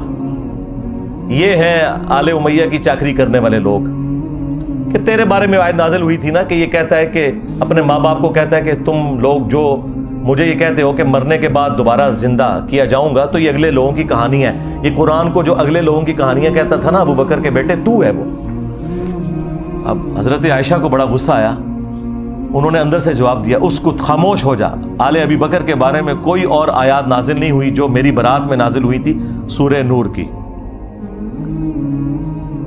اور بخاری کی حدیث یہاں پہ ختم ہے، لیکن جو باقی روایتیں ہیں ان میں فلنگ دی بلینکس بھی ہیں۔ ایک تو یہ کہ وہ عبد الرحمن بن ابی بکر نے کیا بات کی تھی کہ جو امام بخاری نے کہا کہ کچھ کہا تو اس نے کہا پکڑو اس کو، ظاہر ہے کو چوبے والی گل کی تھی ہے نا، ہاں انہیں کیا سی کہ سیدھی طرح کہہ کہ تیرا امیر المومنین کیسر و کسرا کے طریقے پہ چلنا چاہتا ہے، ابو بکر اور عمر کے طریقے پر نہیں، کیونکہ اس نے یہ کہا تھا کہ بھئی ابو بکر نے بھی تو عمر کو اپنے بعد خلافت کے منصب پر چھوڑا تھا نا، تو ہمارے امیر المومنین بھی چاہتے ہیں کہ یزید کو چھوڑ دیں، بھئی یزید تو ان کا بیٹا ہے، اور حضرت ابو بکر کا بیٹا تو عبد الرحمن بن ابی بکر سامنے بیٹھا تھا، اس کو تو نہیں بنایا تھا، تو اس کو تو غصہ آنا تھا کہ بھی میں تو کوئی خلیفہ نہیں ہوں اور تم مثال کون سی دے رہا ہے، کدھر سے جوڑ کے کون سی بات فٹ کر رہا ہے۔ تو ان کا سیدھی طرح کیسر و کسرا کے طریقے پہ چل رہے ہو، رومنز اور پرشینز وہ بادشاہ اپنے بیٹوں کو نامزد کیے کرتے تھے، اب یہ بات اس کو لگ گئی تو ان کا پکڑو انہوں۔ اور وہاں پہ تو ہے نا کہ حضرت عائشہ نے کہا خاموش ہو جا، آل ابی بکر کے بارے میں تو سورہ نور نازل ہوئی ہے۔ باقی کتابوں میں حافظ ابن کثیر نے نقل کیا کہ پھر حضرت عائشہ نے اس کو پھر ایک پھکی نہیں پھکا دیا اور کہا مروان تیرے بارے میں اللہ کے نبی علیہ السلام نے فرمایا تھا جب تو اپنے باپ کی پشت میں تھا کہ حکم پر لعنت، اس کی اولاد پر لعنت، تو اسی لعنت کا ٹکڑا ہے، اور نظر آ گیا۔ اس سے آپ کو یہ سارے کے سارے معاملات کلیئر ہو جائیں گے، یعنی یہ سٹیپ وائز چیزیں چلی ہیں، اور یہ میں تو آپ کو بخاری شریف بیان کر رہا ہوں، ٹھیک ہے، مسلم شریف بیان کر رہا ہوں، معاملات کس لیول تک بگڑے ہیں۔ مسلم شریف میں حدیث ہے 4776، عبداللہ بن عمر بن عاص خانہ کعبے کے سائے میں بیٹھے میں اور لوگوں کو حدیث سنا رہے ہیں کہ اپنے امیر کی اطاعت کرو، اطاعت امیر کے اوپر حدیثیں سنا رہے ہیں۔ ایک تابعی عبد الرحمن بن عبد رب کعبہ کعبے کے سین میں داخل ہوتا ہے، اور وہ جب ان کی گفتگو سنتا ہے تو کہتا ہے کہ حضرت یہ حدیث آپ نے خود نبی علیہ السلام سے سنی تھی کہ حکمرانوں کی اطاعت کرنی ہے؟ ان کا ہاں، میرے کانوں نے سنا، میری آنکھوں نے نبی علیہ السلام کو دیکھا، میرے دل نے آپ کی بات یاد کی۔ آگے تو اس نے ایسی بات کر دی کہ وہ ایکسپیکٹ نہیں کر رہے تھے۔ انہوں نے کہا آپ تو ہمیں کہہ رہے ہیں کہ امیر کی اطاعت کرو، اور آپ کے چچا کا لڑکا معاویہ ابن ابی سفیان جو ہمارا حکمران ہے وہ تو ہمیں حکم دیتا ہے کہ ہم لوگوں کو ناحق قتل کریں اور حرام طریقے سے ان کا مال ہڑپ کریں، جبکہ قرآن میں اللہ تعالیٰ فرماتا ہے سورہ النساء کی آیت نمبر 29 تابعی نے کوٹ کر دی کہ ایک دوسرے کا مال ناحق طریقے سے ہڑپ مت کرو اور ایک دوسرے کو قتل نہ کرو. اب آپ ہمیں بتائیں کہ ہم اللہ کی بات مانیں یا اپنے حکمران کی بات مانیں, معاویہ بن ابی سفیان کی. اب عبداللہ بن عمرو بن عاص تھوڑی دیر کے لیے خاموش ہو گئے. پھر انہیں سر اٹھا کر کہا کہ آندھا سے انجینئر کو نہیں دیکھنا. یہ نہیں کہا, میں جوک کے طور پہ کہہ رہا ہوں. انہوں نے کہا کہ معاویہ کی اطاعت کرو ان کاموں میں جس میں تمہیں اللہ کے مطابق چلائے, اور جس میں وہ اللہ کی نافرمانی کا تمہیں کہے تم اس کی نافرمانی کرو. یہی ایٹیچیوڈ ہونا چاہیے. یعنی یہ آپ کو دور حکومت کے اندر جو ایک معاملات ہے نا, وہ بھی اندازہ ہونا شروع ہو گیا کہ کس لیول کے اوپر معاملات بگڑ چکے پہ تھے. پھر صلح حسن کے حوالے سے بھی باتیں کرتے ہیں, وہ بھی آپ میرے اس میں پڑھ لیجئے گا, میری ویڈیوز بھی ریکارڈ ہیں. کربلا کے بعد کون سی صلح حسن رہ گئی؟ حسن ابن علی نے اس لیے صلح کی تھی کہ آپ انہیں زہر دے دیتے. المصنف ابن ابی شیبہ میں موجود ہے, زہر دیا گیا. اور ابو داؤد میں تو اتنی رکت انگیز حدیث ہے کہ پھر دربار شام میں اس چیز کی خوشی منائی گئی. ہاں ظاہر ہے جب آپ غم نہ کریں تو اسے خوشی منانا ہی کہا جائے گا نا. الٹا کوئی غم کی بات کر رہا ہے آپ اسے ٹوک دیں. مقدام بن مادی کر بیٹھے ہوئے ہیں, یہ حدیث مسند احمد میں بھی ہے اور سنن ابی داؤد میں بھی. شیخ زبیلی زئی اور شیخ ناصر الدین البانی دونوں نے اس حدیث کو ٹھیک کہا ہے. مقدام بن مادی کر بیٹھے ہوئے ہیں امیر شام کے دربار میں, اور اتنے میں خبر پہنچتی ہے کہ حسن ابن علی شہید ہو گئے.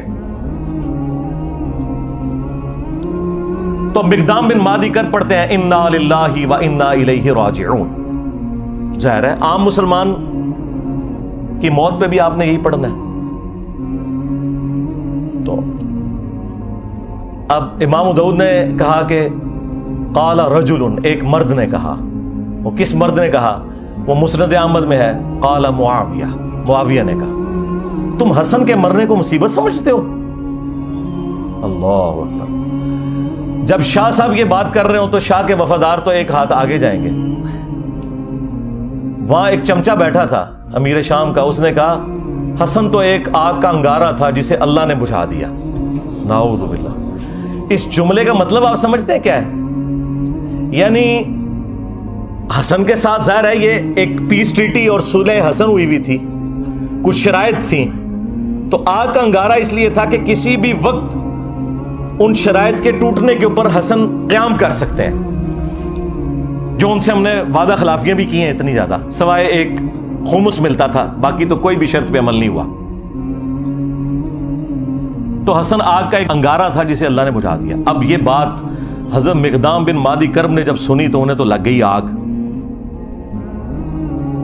انہوں نے کہا کہ معاویہ تم نے مجھ سے ایسی بات کی ہے جس سے مجھے تکلیف ہوئی ہے. اللہ کی قسم میں اس وقت تک یہاں سے نہیں اٹھوں گا جب تک تمہیں بھی اسی طرح تکلیف نہ دوں. اور معاویہ اگر میں سچ بولوں تو میری تصدیق کرنا, اور اگر جھوٹ بولوں تو کہہ دینا کہ میں جھوٹ بول رہا ہوں. پھر انہوں نے کہا کہ اے معاویہ کیا اللہ کے نبی علیہ السلام نے یہ نہیں فرمایا تھا کہ چیتوں اور درندوں کی کھالیں ان کو پہننے ان کو اوڑھنے سے کیا اللہ کے نبی علیہ السلام نے منع نہیں فرمایا تھا؟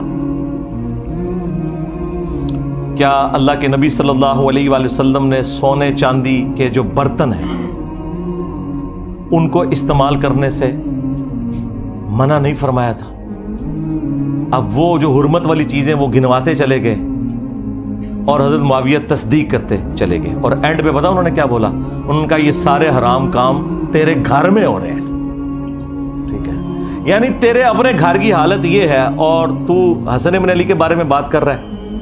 اور پھر انہوں نے ایک جملہ بولا کہ میں حسن کی موت کو مصیبت کیوں نہ جانوں کہ اللہ کے نبی علیہ السلام اپنے زانوں پر ایک طرف حسن ابن علی کو بٹھاتے تھے, دوسری طرف حسین ابن علی کو, اور کہتے تھے حسن مجھ سے ہے, حسین علی سے ہے. اب یہ ساری کی ساری عزت افزائی انورٹڈ کاماز میں جب کروائی امیر شام نے, تو انہوں نے کہا مقدام مجھے پتا تھا میں باتوں میں تم سے نہیں جیت سکتا. اور پھر انہوں نے کہا کہ لاؤ مال و دولت مقدام کو بھی دو، ان کے ساتھیوں کو بھی دو. تو مقدام کو جو انہوں نے گفٹ دیے وہ وہی انہوں نے غریب لوگوں میں ادھر ہی تقسیم کر دیے. بعد میں پھر امیر شام نے پوچھا کہ وہ گفٹس کا کیا بنا، تو انہوں نے کہا کہ مقدام نے تو سب کچھ یہیں پہ تقسیم کر دیا. تو انہوں نے پھر ان کی تعریف کی کہ ہاں مقدام تو پھر مقدام ہے نا. یعنی وہی جو حکمرانی کی مجبوریاں ہیں جڑی ہوئی وہ مجبور کرتی ہیں. کہاں بنو عباس نے شیعان علی کو استعمال کیا بنو امیہ کو الٹنے کے لیے، اور جب حاکم بنے تو بنو امیہ سے بھی زیادہ مظالم کرنے شروع کر دیے. کیوں؟ یہ بس ایک کرسی کا تقاضا تھا. یہ جس کے نیچے جاتی ہے نا اس کے اندر وہ ساری خرابیاں پیدا ہونا شروع ہو جاتی ہیں.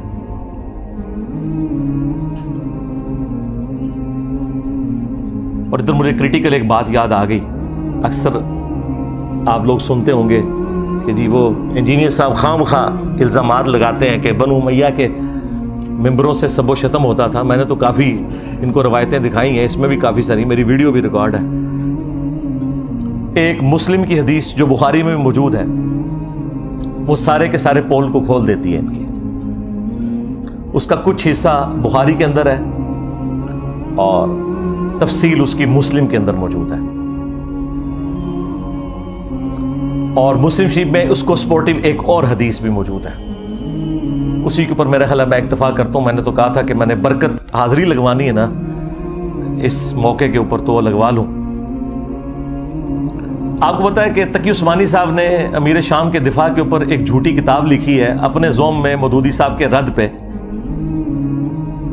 اور اس میں انہوں نے عجیب و غریب باتیں لکھی. ان میں سے ایک یہ لکھی کہ یہ حضرت علی پہ سب و شتم کرنا کوئی ثابت نہیں. ایک روایت بخاری میں ملتی ہے اس میں بھی سب کا لفظ ہے اور سب کا مطلب تنقید ہوتا ہے، اور یہ جملہ انہوں نے ساری دیوبندی عوام کو رٹوا دیا. بھائی اگر یہ تو انہوں نے جان بوجھ کے کیا ہے تو پھر تو منافقت کی ہے. یہ تو بہت بڑا حکم ہے، ہم نہیں لگاتے. ہم یہ کہتے ہیں کہ انہیں پتہ نہیں ہوگا، یعنی وہ اس ٹاپک پہ جاہل تھے. تو یہی تو ہم کہہ رہے ہیں کہ علماء جاہل ہیں. ہاں، کیونکہ اگر جاہل نہیں مانیں گے پھر منافق ماننا پڑے گا کہ اگر پتا تھا تو جان بوجھ کے ایسا جھوٹ کیوں بولا. یہ سیم حدیث مسلم کے اندر موجود تھی کہ آل مروان میں سے ایک بندہ مدینے کا گورنر بنا اور اس نے شیعان علی میں سے سہل ابن سعد الساعدی کو بلایا ممبر پر اور کہا کہ آپ حضرت علی رضی اللہ تعالیٰ عنہ کے اوپر سب کرو. اور جب انہوں نے انکار کیا تو کہا کہ چلو تم یوں کہہ لو لعن اللہ ابو تراب، نعوذ باللہ، ابو تراب پر لعنت ہو، نعوذ باللہ. یہ بنو امیہ ابو تراب نام کو نا حقارت کے طور پر مٹی والا. تو حضرت سہل ابن سعد نے کہا لگایا. انہوں نے کہا کہ علی تو اس نام سے بڑے خوش ہوتے تھے، یہ تو نبی علیہ السلام نے ان کی کنیت ابو تراب رکھی ہوئی تھی. تو وہاں پہ الفاظ ہے لعن اللہ ابو تراب، یعنی ابو تراب کہنا اور لعنت کے ساتھ. یہ کہتے ہیں سب کا مطلب تنقید ہے، تو امام مسلم نے سب کا ترجمہ خود کر دیا ہوا ہے یہ بتا کے یہ لعن اللہ ابو تراب کہتے تھے. اب تک عثمانی صاحب نے اگر جان بوجھ کے یہ روایت چھپائی ہے مسلم کی 6229 تو منافقت کی ہے، لیکن یہ بہت بڑا شرعی حکم ہے. ہم اس نے ظن رکھتے ہیں کہ ان بیچاروں کو پتہ ہی کچھ نہیں، جس طرح ان کے بڑوں کو کچھ نہیں پتا تھا. اب آ جائیں وہ حدیث 6220. امیر شام کے دربار میں حضرت سعد ابن ابی وقاص کو امیر شام کہتے ہیں کہ تجھے کون سی چیز روکتی ہے. الفاظ امر معاویہ، معاویہ نے حکم دیا. تو سعد ابن ابی وقاص نے کہا کہ میں کبھی بھی علی کے اوپر سب یعنی کہ لعنت نہیں کروں گا، کیونکہ دوسری حدیث میں لعنت کے الفاظ موجود ہیں. تو انہوں نے کہا تمہیں کون سی چیز روکتی ہے کہ تم ابو تراب کے اوپر سب نہیں کر رہے. ابو تراب، اور یہ وہابیوں کا جو ابا ہے نا ابن تیمیہ، اس نے اس روایت کو منہاج السنہ میں کوٹ کیا ہے اور اس نے خود مانا ہے. اس نے فلنگ دی بلینکس کیا ہے کہ ماموں نے حکم دیا تھا سب کروانے کا. ان کا ابا مان کے گیا. اب یہ پتہ نہیں کیوں نہیں اپنے ابے کو مانتے. مسلم شریف میں لکھا ہوا تھا. تو حضرت سعد نے کہا کہ میں نے 3 باتیں علی کے بارے میں ایسی سنی ہیں کہ مجھے ایک بھی مل جاتی نہ سرخ اونٹوں سے بہتر تھا. سن معاویہ، غزوہ تبوک کے موقع پر نبی علیہ السلام نے عورتوں اور بچوں پر اپنا جانشین چھوڑا مولا علی کو، اور یہ پہلا اور آخری موقع تھا کہ کسی جنگ میں مولا علی شریک نہیں ہو رہے تھے، تو ظاہر ہے وہ افسردہ تھے، رو پڑے۔ نبی علیہ السلام نے ان کی دلجوئی کے لیے فرمایا کہ اے علی، کیا تو اس بات پہ راضی نہیں کہ تیری میرے ساتھ وہی نسبت ہے جو ہارون کی موسیٰ کے ساتھ، مگر میرے بعد کوئی نبی نہیں۔ اس کا مطلب آپ کو پتہ ہے کیا ہے؟ دو مطلب۔ قرآن میں حضرت موسیٰ علیہ السلام کے سب سے قریبی ساتھی کون تھے؟ ان کے بھائی ہارون، اور وہ پیغمبر بھی ہوئے۔ اس اعتبار سے نبی علیہ السلام کا سب سے قریبی ساتھی کون ہوا؟ سیدنا علی۔ لیکن چونکہ ختم نبوت ہے اس لیے وہ نبی نہیں ہے، امتی نبی بھی نہیں ہے۔ تو اگر مولا علی امتی نبی نہیں ہے تو غلام احمد قادیانی دجال تھے، شاہی کوئی نہیں۔ یہ حدیث ختم نبوت کے اوپر بھی پیرا دے رہی ہے، صرف مولا علی کی شان بیان نہیں ہو رہی، ختم نبوت میں بھی پیرا دینے والی حدیث ہے۔ سن معاویہ، دوسرا موقع خیبر کا، نبی علیہ السلام نے فرمایا کل میں اس شخص کے ہاتھ میں جھنڈا دوں گا جو اللہ اور اس کے رسول سے محبت کرتا ہے اور اللہ اور اس کا رسول اس سے محبت کرتے ہیں۔ ہم پوری رات ایڑیاں اٹھا کے دیکھتے رہے کہ وہ خوش نصیب کون ہے، بلکہ مسلم میں تو الفاظ ہیں، حضرت عمر کہتے ہیں مجھے پوری زندگی اس بات پہ رشک رہے گا علی کے اوپر کہ وہ جھنڈا مجھے کیوں نہیں ملا، علی کو مل گیا، اس سے پہلے مجھے کبھی خواہش نہیں پیدا ہوئی تھی۔ صبح نبی علیہ السلام نے حضرت علی کو بلایا، ان کو آشوب چشم تھا، اپنی مبارک لعاب دہن ان کی آنکھوں پہ لگائی، شفا ہو گئی، اور پھر انہیں روانہ کیا اور خیبر میں فتح ہوئی۔ اور تیسرا موقع جب نجران کے کرسچنز آئے نبی علیہ السلام کی بارگاہ میں، سب دلائل سامنے رکھ دیے، پھر بھی وہ ہٹ درمی پر اترے، تو آیت مباہلہ نازل ہوئی، ندعو ابناءنا ابناءکم ونساءنا ونساءکم وانفسنا وانفسکم ثم نبتہل فنجعل لعنت اللہ علی الکاذبین۔ اے نبی ان سے کہو اپنے بیٹوں کو لے آؤ، ہم بھی اپنے بیٹوں کو لے آتے ہیں، تم بھی اپنی عورتوں کو لے آؤ، ہم بھی اپنی عورتوں کو لے آتے ہیں، تم خود آ جاؤ، ہم خود آ جاتے ہیں، اور پھر اوپن میدان میں اللہ کے حضور دعا کرتے ہیں کہ جھوٹوں پہ اللہ کی لعنت ہو۔ اور نبی علیہ السلام نکلے مولا علی، حسن، حسین اور فاطمہ کو لے کر، حالانکہ آپ کی 9 بیویاں تھیں، ان کو نہیں لے کر آئے، وہ بھی اہل البیت ہیں، لیکن یہ اسپیشل پروٹوکول۔ اور کہا اللہم ہاؤلائی اہل بیتی، اے اللہ یہ میرے اہل البیت ہیں۔ یہ 3 فضائل دربار شام میں بیان کیے حضرت سعد ابن ابی وقاص نے، اس بات کی دلیل پر کہ میں مولا علی پہ کبھی بھی سب و شتم نہیں کروں گا۔ امام نووی جو ہے نا اہل سنت میں، اس کی آخری کوشش ہوتی ہے کسی طریقے سے نا بنو امیہ کے اوپر پردہ ڈالے۔ یہاں اس نے پتہ ہے کیا پردہ ڈالنے کی کوشش کی؟ اس نے کہا کہ وہ اصل میں میر شام یہ کہہ رہے تھے کہ مجھے کوئی علی کے فضائل سناؤ، کیونکہ یہ لوگ گالیاں دیتے ہیں، میں ان کو قائل کروں۔ حالانکہ واضح الفاظ تھے امر معاویہ، معاویہ نے حکم دیا اور سعد نے انکار کیا۔ چلیں جھوٹ تو پکڑا جاتا ہے۔ یہ سیم حدیث خصائص علی والے چیپٹر میں سنن نسائی الکبریٰ میں اسی سند کے ساتھ مسلم شریف والی سند کے اوپر موجود ہے۔ اس میں آگے الفاظ ہیں، سعد ابن ابی وقاص کا بیٹا کہتا ہے پھر جتنے دن حضرت معاویہ مدینہ شریف میں رہے، حضرت علی کی تنقیص کا ایک جملہ اپنی زبان سے نہیں نکالا۔ میرے باپ نے اس طرح کا ڈانٹا تھا ان کو، تو پتہ چل گیا کہ ڈانٹا تھا۔ بلکہ اسی کتاب میں خصائص علی والا جو چیپٹر ہے سنن نسائی الکبریٰ کا، سعد ابن ابی وقاص کہتے ہیں کہ اگر یہ لوگ بنو امیہ کے لوگ میرے سر کے درمیان آرا رکھ دیں اور مجھے یہ کہیں کہ تیرے 2 ٹکڑے کر دیے جائیں گے، تو علی کے بارے میں کوئی غلط جملہ اپنی زبان سے نکال تو میں اپنے 2 ٹکڑے کروا لوں گا۔ میں علی کے بارے میں ایک جملہ بھی ایسا نہیں بولوں گا ان کی تنقیص کا، جو کچھ میں نے رسول اللہ سے اپنے کانوں سے علی کی شان میں سن رکھا ہے۔ صلو علی محمد وعلی محمد، اللہم صلی علی محمد وعلی آل محمد واصحاب محمد وازواج محمد اجمعین الی یوم الدین۔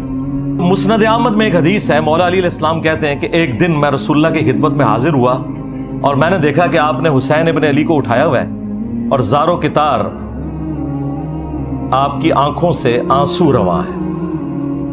تو میں نے کہا یا رسول اللہ میرے ماں باپ آپ پر قربان، آپ کو کس نے غمگین کر دیا؟ بلکہ یہ حدیث جو سٹارٹ ہوتی ہے نا کہ نینوا نامی ایک مقام تھا، جنگ صفین پر جاتے ہوئے مولا علی علیہ السلام اپنی سواری پر یہ کہہ رہے ہیں اصبر یا ابا عبداللہ، اے ابو عبداللہ صبر کرنا.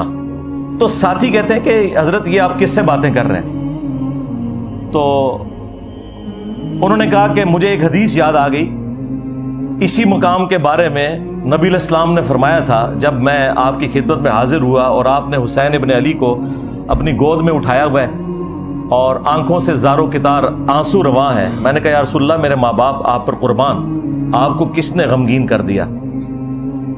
تو نبی علیہ السلام نے کہا کہ ابھی ابھی جبرائیل علیہ السلام میرے پاس آئے تھے اور کہا کہ آپ اس بچے سے اتنی محبت کرتے ہیں اور اس بچے کو دریائے فرات کے کنارے پیاسا شہید کر دیا جائے گا. اور میری خواہش پر انہوں نے یوں ہاتھ مار کر کربلا کی وہ جو سرخ مٹی ہے وہ بھی مجھے دکھائی. اس کی وجہ سے میں غمگین ہو گیا اور میری آنکھوں سے آنسو رواں ہو گیا. یہ غم حسین ہے جو نبی علیہ السلام کی زندگی میں بھی آپ کو ہے، اور وفات کے بعد مسند احمد میں یہ حدیث موجود ہے. ابن عباس کہتے ہیں کہ ایک دوپہر کو میں نے نبی علیہ السلام کو خواب میں دیکھا، پرانگدہ حالت ہے، بال بکھرے ہوئے ہیں، ہاتھ میں خون کی ایک شیشی اٹھائی ہوئی ہے. اور میں نے کہا یا رسول اللہ میرے ماں باپ آپ پر قربان، آپ کی حالت کس نے کر دی؟ آپ نے فرمایا کہ میں صبح سے حسین اور اس کے ساتھیوں کا خون جمع کر رہا ہوں. یعنی ایک تمثیل کے طور پر دکھایا گیا نبی علیہ السلام کو خواب میں. وہ کہتے ہیں میں گھبرا کر اٹھا اور میں نے وہ دن اور تاریخ نوٹ کر لی، اور بعد میں چونکہ اس زمانے میں تو کمیونیکیشن اتنی فاسٹ نہیں تھی، پتہ چلا کہ اسی دن یعنی 10 محرم کو عاشورہ کے دن 61 ہجری کے اندر حسین ابن علی کو اور ان کے ساتھیوں کو شہید کیا گیا کربلا کے اندر. اب یہ حدیث مسند احمد کی اس پر گواہ ہے کہ نبی علیہ السلام اپنی وفات کے بعد بھی اللہ کی جنتوں میں غمگین ہے اس بات پر کہ حسین ابن علی کو شہید کیا گیا. بلکہ انڈیا پاکستان میں جو وہابی فرقے کے لوگ ہیں، دیوبندی اور اہل حدیث، ان کے جو بڑے بزرگ ہیں اسماعیل دہلوی، انہوں نے اسی حدیث کو نقل کر کے ساتھ لکھا ہے یزید پلید. اب یہ آج کل کے یزید کے جو وفادار ہیں، یہ پلید لوگ پتہ نہیں کہاں سے آئے، ان کے بڑے تو یزید کو لکھتے ہی یزید پلید تھے کہ اس کی اس ایکٹیویٹی کی وجہ سے نبی علیہ السلام اللہ کی جنتوں میں بھی غمگین ہے. یہ باقاعدہ انہوں نے جو کتاب ہے تذکیر الاخوان ما تقویت الایمان اس کے اندر نقل کیا ہوا ہے، یزید پلید لکھا ساتھ، اور یہ حدیث کوٹ کی. تو غم حسین تو جاری ہے. صحیح بخاری میں حدیث ہے، یہ ترمذی میں بھی موجود ہے کہ حسین ابن علی کا سر کاٹ کر عبید اللہ ابن زیاد کے سامنے لا کر رکھا گیا، اور اس میں امام بخاری نے لکھا ہے برأس الحسین علیہ السلام، حسین علیہ السلام کا سر. امام بخاری نے حسین کے ساتھ علیہ السلام لکھا ہے. مولوی نے نا اردو ترجمے میں نا رضی اللہ عنہ کر دیا. اسلام 360 میں بھی عربی میں لکھا ہے علیہ السلام، اردو ترجمے میں رضی اللہ عنہ. کتنی دو نمبری کرتا ہے مولوی. تو عبید اللہ ابن زیاد ان کے حسن میں کوئی کلام کرنا شروع ہو گیا، اور چھڑی سے بجائے یہ کہ اس سر مبارک کو چومتا کوئی کلام کیا، تو انس ابن مالک پاس کھڑے تھے، تو انہوں نے زبان سے کلمہ حق بلند کیا اور کہا کہ حسین ابن علی رسول اللہ کے سب سے زیادہ ہم شکل تھے. اور حدیث کے الفاظ ہیں کہ اس وقت حسین ابن علی کے سر اور داڑھی میں وسمے کی بوٹی سے رنگا ہوا تھا، یعنی کالا کیا ہوا تھا انہوں نے سر اور داڑھی کے بالوں کو. اچھا، اس حدیث کی شرح پتہ کیا لکھی ہے اہل حدیثوں نے؟ وسمہ اس بوٹی کو کہتے ہیں جو بالوں کو کالا کرنے کے لیے استعمال ہوتی ہے. یہ حدیث کی شرح ہوئی ہے. اور جو اتنا بڑا واقعہ کہ حسین ابن علی کو شہید کر دیا گیا، ان کا سر کاٹ کے پیش کیا گیا گورنر یزید عبید اللہ ابن زیاد کے سامنے، وہ اناٹینڈڈ چھوڑ دیا، یعنی اونٹ نگل لیتے ہیں، یہ مچھر چھانتے پھرتے ہیں۔ ہمیں تو قرآن میں اللہ تعالیٰ نے حکم دیا تھا، قُلْ لَا أَسْأَلُكُمْ عَلَيْهِ أَجْرًا إِلَّا الْمَوَدَّةَ فِي الْقُرْبَةِ، اے نبی ان سے فرماؤ کہ میں اس دعوت و تبلیغ کے بدلے میں تم سے کچھ نہیں ڈیمانڈ کرتا، ہاں جو میری قرابت داری ہے اس کا تو لحاظ رکھو۔ اچھا، اس آیت کی شرح دو طریقے سے ہوئی ہے۔ ابن عباس اس کی شرح یوں کرتے ہیں کہ نبی علیہ السلام، جو بخاری میں موجود ہے، کہ نبی صلی اللہ علیہ وآلہ وسلم کے جو رشتہ دار تھے، جو دوسرے قبیلے کے لوگ تھے، انہیں اس حوالے سے کہا گیا کہ تم اپنی قرابت داری کا تو لحاظ رکھو، تم تو اتنے مہمان نواز ہو، تو یہ تو تمہارے اپنے قبیلے سے ہیں۔ اور ایک تشریح اس کی یہ کی گئی کہ نبی علیہ السلام کی دعوت و تبلیغ کے عوض ان کے اہل البیت کے ساتھ مودت رکھی جائے۔ یہ عبداللہ ابن عباس کے شاگرد نے اس کی تشریح کی۔ ہمارے نزدیک یہ دونوں درست ہیں۔ جب کافروں سے کہا جا رہا ہے کہ میری رشتہ داری کا خیال رکھو، تو مسلمانوں سے تو بدرجہ اولا کہا جائے گا کہ تم میری رشتہ داری کا خیال رکھو، کیونکہ اس گھر سے سب کو دین ملا۔ اور اس کو سپورٹی بخاری میں سیدنا ابو بکر کا قول ہے، اور نقل کون کر رہے ہیں؟ عبداللہ ابن عمر، جن کے بارے میں بخاری میں آتا ہے کہ ان سے کسی عراقی نے مسئلہ پوچھا کہ احرام کی حالت میں مچھر یا مکھی کو مار دیں تو کیا کفارہ ہے؟ انہوں نے کہا کہ یہ پوچھنے والا کون ہے؟ ان کا یہ اہل عراق سے ہے۔ اور ظاہر عراق اس وقت شام کا صوبہ تھا، بعض لوگ کہتے ہیں عراقیوں نے مار دیا، شیعان علی نے مار دیا، اور بھائی شام میں وفاقی حکومت تھی اور یہ صوبائی حکومت تھی، انہی کے انڈر تھی۔ اے عراقیوں، تم مجھ سے مکھی اور مچھر کا مسئلہ پوچھتے ہو، تم نے تو اللہ کے نبی کے نواسے کو قتل کر دیا، جن کے بارے میں نے نبی علیہ السلام سے سنا تھا کہ حسن و حسین دنیا میں میرے دو پھول ہیں۔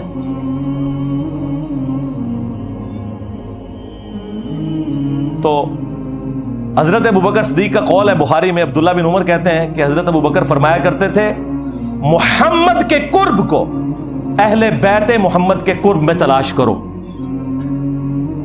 اب مجھے بتائیں، جو رسول اللہ صلی اللہ علیہ وآلہ وسلم کے قرب کو ان کے اہل البیت کے قرب میں تلاش کر رہے ہیں خود، کیا کبھی وہ یہ دعویٰ کر سکتے ہیں کہ ہم اہل البیت سے افضل ہیں؟ اللاجیکل بات ہے یہ کہنا کہ جی بخاری میں موجود ہے، ابو داؤد میں بھی، کہ عبداللہ بن عمر کہتے ہیں کہ ہم نبی الاسلام کے زمانے میں افضلیت دیتے تھے حضرت ابوبکر کو، عمر کو اور عثمان کو، اس کے بعد افضلیت نہیں دیتے تھے۔ تو بھائی یہ لوگوں میں فضیلت کی بات ہے، اہل البیت بالکل الگ ہے، جن کے گھر سے دین ملا۔ دوسرے اصحاب نبی کے گھر والوں کے بارے میں یہ سوچ سکتے ہیں کہ جس گھر سے ہمیں دین مل رہا ہے ہم ان سے بہتر ہو جائیں گے؟ Not at all, never. جب لوگوں میں افضلیت کی بات ہو رہی ہے تو ادر دین اہل البیت ہے علیہم السلام اجمعین۔ اور پھر المستدرک للحاکم میں حدیث موجود ہے، نبی علیہ السلام نے فرمایا، اگر کوئی شخص پوری زندگی حجر اسود اور مقام ابراہیم کے درمیان نمازیں پڑھتا رہے اور روزے رکھتا رہے، اسی حالت میں مرے نیکوکاری میں، لیکن ہم اہل البیت کا بغض اس کے دل میں ہوا، تو اللہ تعالیٰ اسے ضرور جہنم کی آگ میں داخل کرے گا۔ وَلِعَوْذُ بِاللَّهِ تعالیٰ۔ یہ کہتے ہیں جی کربلا کیوں ڈسکس کرتے ہیں جی؟ کیا آخرت میں پوچھا جائے گا؟ جی پوچھا جائے گا۔ جب آپ کی جنت اور جہنم کا فیصلہ اہل البیت کی محبت پر ہو رہا ہے تو پوچھا نہیں جائے گا؟ اور آپ تو ہمیں خود ہی سنایا کرتے تھے فضائل صحابہ احمد بن حنبل کی کتاب میں، وہ روایت جہاں سے میں نے سٹارٹ لیا، اور شیعہ کے ہاں نہج البلاغہ میں، کہ حضرت علی کی محبت میں غلو کر کے 2 فرقے جہنم میں چلے جائیں گے اور 2 گمراہ ہو جائیں گے، ایک ان کی محبت میں غلو کر کے، ایک ان کی دشمنی میں۔ تو جب آپ خود جنت اور جہنم کا فیصلہ سیدنا علی اور اہل البیت کی محبت پہ کرتے تھے، اس وقت صرف اتنا ہی تھا کہ آپ نے دوسروں کو کہنا تھا رافضی اور اپنے آپ کو ناسبی ماننے سے انکار کرنا تھا۔ تو یہ آپ نے 2 نمبریاں کی ہیں، اس کا رزلٹ پھر اسی شکل میں نظر آنا تھا۔ جب گمراہی بڑے لیول کی اٹھتی ہے نا، تو پھر کوئی بڑے لیول کی بلا چاہیے ہوتی ہے۔ ہاں، وہ آپ نے دیکھا تھا نا کہ حضرت موسیٰ علیہ السلام کا اژدہا سارے سانپوں کو کھا گیا، ہے رسیہ تھی، ایک اژدہا سارے سانپوں کو کھا گیا. تو یہ جتنے سانپ نکلے ہوئے تھے نا جنہوں نے اس دین کے ساتھ غداری کی، ایک انجینئر سب پہ بھاری ہو گیا. ہاں الحمدللہ. اور یہ اللہ تعالیٰ کی سنت ہے. اللہ تعالیٰ نے 300 سال کی فرعون کی حکومت اس شخص کے ہاتھوں سے ختم کروائی جس کی زبان میں بھی لکنت تھی، موسیٰ علیہ السلام. اللہ تعالیٰ ہمیشہ کمزوروں کو اٹھا کے نا طاقتور لوگوں کے اوپر غلبہ دیتا ہے، یہ بتانے کے لیے کہ ان کے پیچھے اللہ کی طاقت ہے. تو الحمدللہ آج دیکھ لیں ہمارے اس پلیٹ فارم کی برکت سے پوری دنیا کے اندر سنی ہو شیعہ ہو، محرم کا مہینہ جب بھی آتا ہے ہماری ویڈیوز شیئر ہوتی ہیں. اور الحمدللہ صدیوں میں جو گراوٹ آئی تھی غلو کی شکل میں دونوں طرف، وہ کافی حد تک ایڈریس ہوئی ہے. اور مجھے اب امید ہے کہ اب یہ راستہ اس طرف چل پڑا ہے کہ امام محمد بن عبداللہ المہدی علیہ السلام کے لیے یہ راہ ہموار ہو رہی ہے. کیونکہ یہ ہو نہیں سکتا کہ امام مہدی سنیوں میں آ جائیں اور شیعہ مان لیں، اور شیعہ میں آ جائیں تو سنی مان لیں. اس کے لیے ضروری تھا کہ سنی شیعہ کی تفریق سے بالا تر ہو کر لوگ اپنے ڈفرینسز ضرور رکھیں، لیکن الٹیمیٹلی اس بنیاد کے اوپر قتل و غارت نہ کریں، اور اہل البیت جو کہ کامن ہستی ہیں ان کے ساتھ اپنا جو عقیدت والا معاملہ ہے وہ تو اپنی جگہ رکھیں. المعجم الکبیر طبرانی کے اندر صحیح سند سے ابراہیم نخعی کا قول موجود ہے، جو بخاری اور مسلم کی احادیث کے راوی ہیں. 50 ہجری میں پیدا ہوئے اور 96 ہجری میں فوت ہوئے. کربلا جب ہوئی ان کی عمر 11 سال تھی. تو وہ ناسبیوں کو سمجھانے کے لیے اکثر فرمایا کرتے تھے کہ بالفرض اگر میں قاتلین حسین میں شامل ہوتا اور قیامت کے دن اللہ تعالیٰ مجھے معاف بھی کر دیتا اور میں جنت میں بھی پہنچ جاتا، تب بھی میں رسول اللہ کا سامنا جنت میں نہیں کر سکتا تھا کہ کہیں حضور مجھ سے پوچھ ہی نہ لے کہ تو دنیا میں میرے حسین کے قاتلین میں شامل تھا. یعنی اب اس سے بڑی کیا بات ہو سکتی ہے؟ یعنی ابراہیم نخعی اہل سنت کے بڑے امام، بخاری اور مسلم کے راوی اور امام حنیفہ کے دادا استاد، وہ یہ کہہ رہے ہیں کہ اگر مجھے اللہ تعالیٰ معاف کر کے جنت میں بھی پہنچا دے اور بالفرض میں قاتلین حسین میں شامل ہوتا نا، تو میں رسول اللہ کا سامنا جنت میں بھی نہیں کر سکتا تھا کہ رسول اللہ مجھ سے پوچھ لیں گے. یہ وہی بات ہے جو میں نے شروع میں عرض کی تھی کہ واشی کو نبی الاسلام نے قتل حمزہ کے 5 سال کے بعد فتح مکہ کے موقع پر فرمایا کہ تیرا ایمان تو قبول ہے لیکن اپنی شکل نہیں مجھے دکھانی کیونکہ مجھے چچا یاد آتا ہے. اور چچا کی محبت اور اولاد کی محبت کتنا فرق ہے. اب مجھے بتائیں جو قاتلین حسین کا دفاع کرتے ہیں، قاتلین حسین کو اونچا کرتے ہیں، اہل البیت کو نیچا کرتے ہیں، یہ لوگ کس منہ سے رسول اللہ صلی اللہ علیہ وآلہ وسلم کا قیامت کے دن سامنا کریں گے؟ یہ سوچنے کی بات ہے. بس آج کے اس محرم کی مجلس میں 4 محرم الحرام 1445 ہجری بمطابق 23 جولائی 2023 کا یہی میسج ہے کہ ہم نہ رافضی ہیں نہ ناصبی ہیں، بلکہ ہم اہل البیت سے محبت کرنے والے ہیں. اللہ تعالیٰ قیامت والے دن ہمیں اپنے محبوب صلی اللہ علیہ وآلہ وسلم، ان کے اہل البیت، ان کے جانثار خلفائے راشدین اور صحابہ کرام کا ساتھ نصیب فرمائے، ان کے ساتھ محشور فرمائے.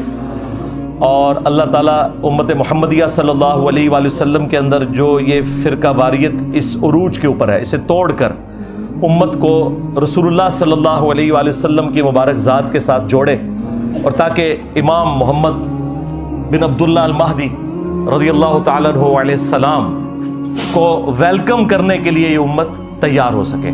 صلو علی محمد وآل محمد، اللہم صلی علی محمد وعلی آل محمد واصحاب محمد وازواج محمد وامت محمد اجمعین الی یوم الدین. آمین.